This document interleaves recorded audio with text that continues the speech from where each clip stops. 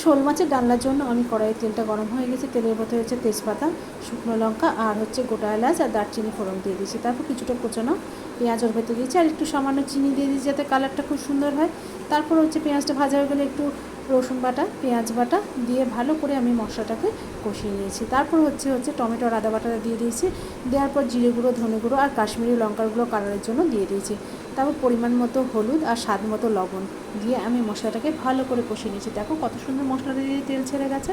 যখন তেল ছেড়ে গেছে তখন আমি উষ্ণ উষ্ণ গরম জল ওতে পরিমাণ মতো দিয়ে দিয়েছি ঝোলটার জন্য।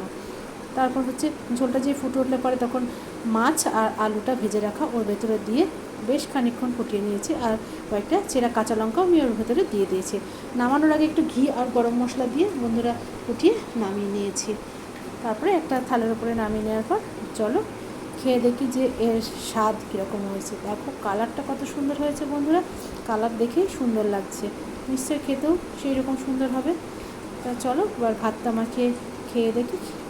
এবার আমি একটু ঝোল আর একটু আলু দিয়ে ভাতটাকে মাখিয়ে খেয়ে দেখলাম বন্ধুরা যে ওর স্বাদ দারুণ হয়েছে, এত সুন্দর হয়েছে, টেস্টফুল যে তোমাদেরকে বলে বোঝাতে পারবো না। পারলে পরে একবার রেসিপিটা ট্রাই করে দেখতে পারো তোমরা, তোমাদের নিশ্চয়ই ভালো লাগবে রেসিপিটা।